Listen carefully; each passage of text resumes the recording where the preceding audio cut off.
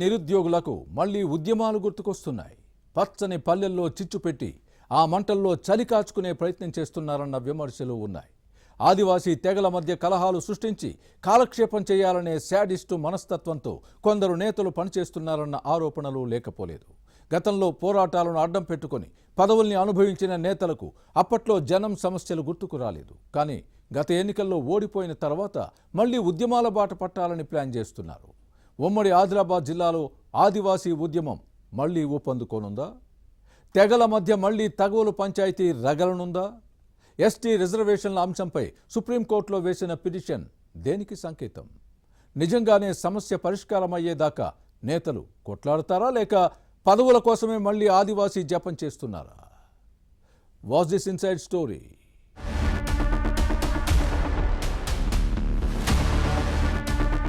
రాజకీయ నాయకులకు పదవులు లేనప్పుడే ప్రజా సమస్యలపై ఉద్యమాలు గుర్తుకొస్తాయి.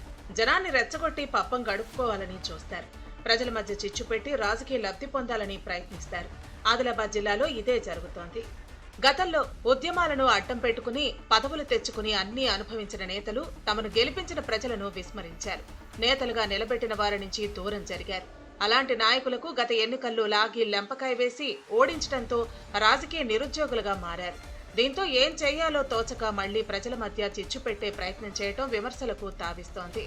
ఉమ్మడి ఆదిలాబాద్ జిల్లాలో ఇదే జరుగుతోంది. తెలంగాణలో కొన్నేళ్లుగా ఆదివాసీ లంబాడ తెగల మధ్య ఆధిపత్య పోరు కొనసాగుతోంది. ఈ మధ్య కాలంలో ఆదివాసీ ఉద్యమం కొంత చల్లబడినా మళ్లీ రగిల్చేందుకు ప్రయత్నాలు జరుగుతున్నాయి. ఈ క్రమంలోనే ఎస్టీ జాబితా నుంచి సుగాలి, బంజారా, లంబాడాలను తొలగించాలంటూ ఆదివాసీ నేతలు ఇటీవల సుప్రీంకోర్టును ఆశ్రయించడం చర్చనీయాంశంగా మారింది. ముఖ్యంగా ఉమ్మడి ఆదిలాబాద్ జిల్లాలో 2017లో ఆదివాసీల ఉద్యమం జరిగింది. అప్పట్లో ఉట్నూర్ ఘర్షణలతో పతాక స్థాయికి చేరి శాంతి భద్రతల సమస్యకు దారితీసిన విషయాన్ని గుర్తుపెట్టుకోవాలి. ఇది రాష్ట్ర వ్యాప్తంగా అలజడికి కారణమైన విషయాన్ని గమనించాలి. దీంతో అప్పటి బీఆర్ఎస్ ప్రభుత్వం దిగొచ్చి ఉద్యమాన్ని చల్లబరిచేందుకు పలు హామీలు ఇచ్చింది. 2018, 2019 అసెంబ్లీ, పార్లమెంటు ఎన్నికలు రావడంతో ఉద్యమానికి నాయకత్వం వహించిన సోయం బాపురావు ఎంపీగా, ఆత్రం సక్కు ఎమ్మెల్యేగా గెలుపొందారు.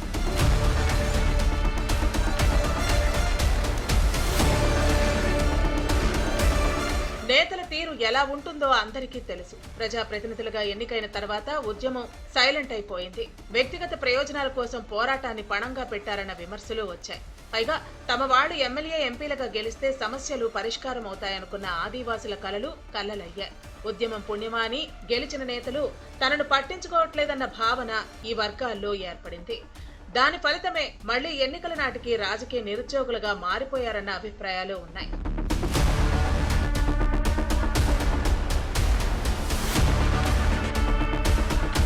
నిజానికి 8 ఏళ్ల కిందట ఉద్యమ తీవ్రతతో ఆదివాసీలను శాంతింపజేసేందుకు అప్పటి బీఆర్ఎస్ ప్రభుత్వం ఇచ్చిన హామీల్లో ఇప్పటి వరకు ఏ ఒక్కటి నెరవేరలేదు. ముఖ్యంగా ఏజెన్సీలోని ఆదివాసీలకు విద్యుత్ బిల్లుల మాఫీ, ప్రత్యేక కార్పొరేషన్ ఏర్పాటు, విద్య, ఉపాధి, ఉద్యోగ అవకాశాలు, ప్రత్యేక డిఎస్సీని నిర్వహించకపోవడంతో ఆదివాసీలు ఆగ్రహంతో ఉన్నారు.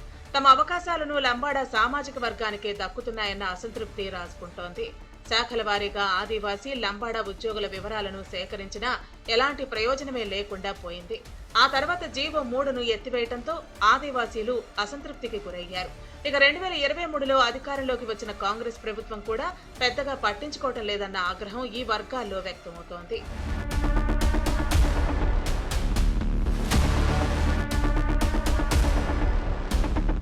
ఈ క్రమంలోనే 7వ షెడ్యూల్లో లేని లంబాడా, బంజారా, సుగాలి తెగలను ఎస్టీ జాబితా నుంచి తొలగించాలన్న ప్రధాన డిమాండ్తో కొందరు ఆదివాసీ నేతలు ఇటీవల సుప్రీంకోర్టును ఆశ్రయించారు.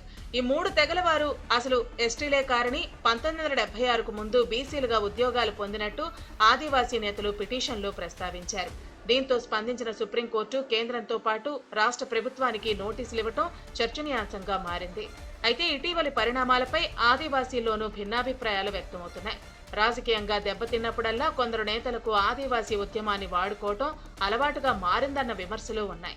మరోవైపు వివాదం సుప్రీంకోర్టు విచారణలో ఉన్నందున కొందరు వ్యక్తులు ఇష్టారాజ్యంగా మాట్లాడటం పద్ధతి కాదన్నది ఆదివాసీ ఎమ్మెల్యే వెడ్మబొజ్జు వాదన. కాంగ్రెస్ ప్రభుత్వం ఆదివాసీలకు న్యాయం చేస్తుందని చెబుతున్నారు. అటు తాము చట్టపరంగానే ఎస్టీలుగా కొనసాగుతున్నామని లంబాడీలు స్పష్టం చేస్తున్నారు. సున్నితమైన ఈ సమస్యకు పరిష్కారం ఎప్పుడు లభిస్తుందో చూడాలి.